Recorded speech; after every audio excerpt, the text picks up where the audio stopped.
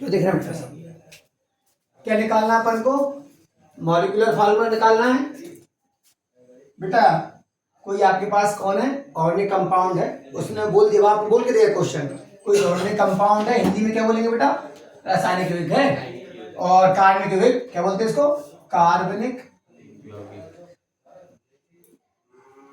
यौगिक है ना बेटा, हिंदी में क्या बोलेंगे।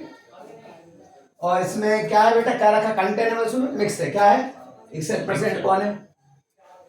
कार्बन, और 11.88% कौन है, हाइड्रोजन। और उसका वेपर डेंसिटी दी है बेटा, क्या दी उसकी वेपर डेंसिटी, हाँ डेंसिटी दी है उसको, है ना, वाष्प घनत्व बोलते हैं, हिंदी में बोलते हैं वाष्प घनत्व दिया है। और आपको निकालना क्या है, क्या निकालना है आपको, एम्पिरिकल फार्मूला निकालना है। और क्या निकालना बेटा अपन को, है ना, मॉलिक्यूलर फार्मूला निकालना, कुछ नहीं होता, ध्यान देना आपको। मॉलिक्यूलर फार्मूला क्या होता है, एम्पिरिकल फार्मूला जो आ जाएगा वो इनटू एन, और एन निकालने का फार्मूला है बेटा मास अपॉन, जो एम्पिरिकल फार्मूला आएगा ना उसका मास निकाल लेंगे, डिवाइड कर देंगे। और इसका फार्मूला है मॉलिक्यूलर मास का वेपर डेंसिटी इनटू 2। तो ये तो आसान है, इसको देखो ही मत, आप देख लो वेपर डेंसिटी इनटू करना और ये करना एम्पिरिकल, इसको देखो ही मत, डायरेक्ट ये भी लिख सकते हो आप एन। चलो देखो एलिमेंट कौन कौन है बेटा, कार्बन है और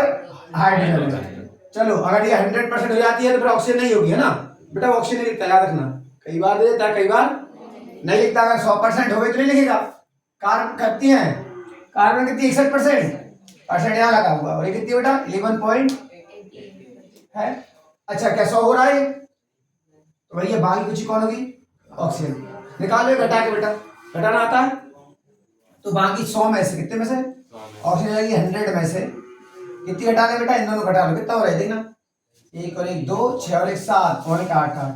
घटा लो कितनी होगी बेटा ऑक्सीजन, कितनी आएगी 27.22। डायरेक्ट घटा दिया, 10 में से 8 गए 2, फिर यहाँ 9, 9 में से 1 है ना, फिर यहाँ कितना बचा 9, 9 में से 2 गए, यहाँ कितना बचा 9, ठीक है 27 बार हो गए। अब एटॉमिक मास वो अपन को पता होना चाहिए, और अपन को पता है सबके बेटा, कार्बन का मास कितना होता है, कार्बन का मास 12 जी बात, ऑक्सीजन नंबर 6, हाइड्रोजन का मास 1 और ऑक्सीजन का मास 16। अब निकालेंगे नंबर ऑफ एटम। चलो ये चीज और निकाल सकते बेटा, नंबर ऑफ एटम कैसे निकालते हैं पता है, इधर बेटा नंबर ऑफ एटम कैसे निकालते हैं, नंबर लिखा है n1 ने लिखा है, n का नंबर ऑफ एटम है ना। चलो उसके लिए कुछ नहीं करते, मास में से भाग दे दो, किससे भाग दे दो बेटा, 61 में भाग दे दो किससे, 12 से, 11.88 में किससे भाग दे दो बेटा, 1 से, इसमें 27.12 में किससे भाग दे दो बेटा, यही लिखेंगे बेटा जगह करके ना, ये तो बोल के वही आया 11.88, इसके बाद है ना 12 पंजे 60, कितना बचा 1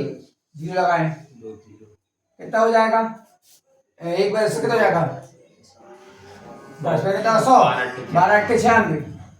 40 में दे दो बेटा, 16 तो नहीं ज्यादा हो जाएगा, 16 ही कम 16, कितना बचा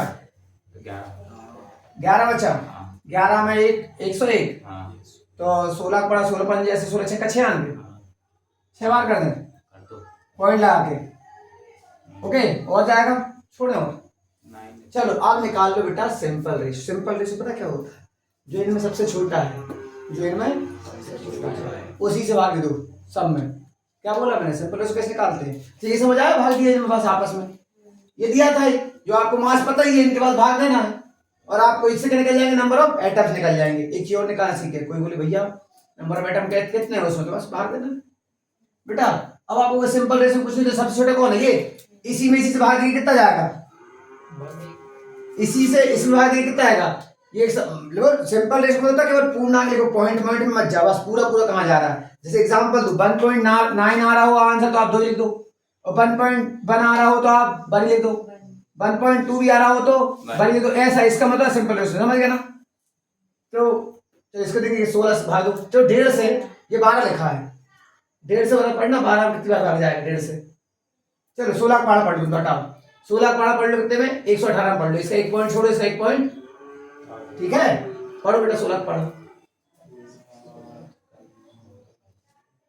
बोलो 7 112 हाँ कर दूं, जा रहा 7 बार, कितनी बार जा रहा,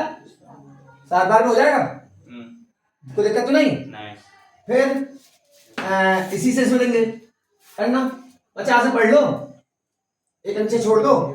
50 से पढ़ लो, कितनी बार जाएगा, 16 3 48, 3 बार, तो बस इतना आसान था, आपका हो गया। इसको बोलते हैं बेटा, लो एम्पिरिकल फार्मूला निकल गया 2 मिनट में, क्या निकल गया, एम्पिरिकल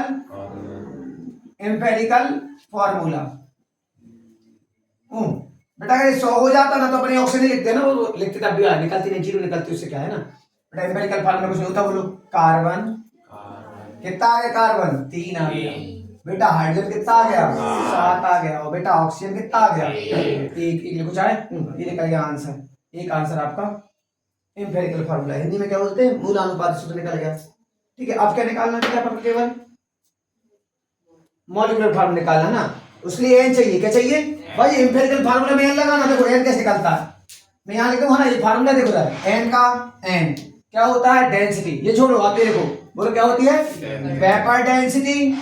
इनटू 2 बटे एम्पिरिकल फार्मूला मास, आप तो ये लिख लो ना, है ना, ये शॉर्ट में लिखवा दिया मैंने, टाइम में लगे, वेपर डेंसिटी दी है, मास भर दिया बेटा 59 दिया है, into 2 empirical formula mass, empirical formula ये है, इसका मास जो कैसे निकालते हैं, ये निकाल लूं, इसका मास निकालना है, क्या निकालना है इसका भैया, कार्बन कितना होता है 12 इंटू प्लस हाइड्रोजन कितना था 1 इंटू प्लस, और ये कितना 16 इंटू 1 16 बात दिया, 7 1 16 का मिलाएंगे तो 7 6 13 6 एरिया 1 3 4 1 5 हो गया। चलो इसका कितना, इसका तो इसका कितना ही है, अपॉन में मास कितना है 59 एन कितना आ गया, तो ये मुंह निकल गया। एम्पिरिकल फार्मूला क्या आया था बेटा, अब भी आया था, कितना आ गई C3H7O, और इनटू में एन का मान कितना आ गया 2, गुणा कर दो बेटा, कितना हो जाएगा 6 14 और 2 मोल पे भी निकल गया। कैसा लगा?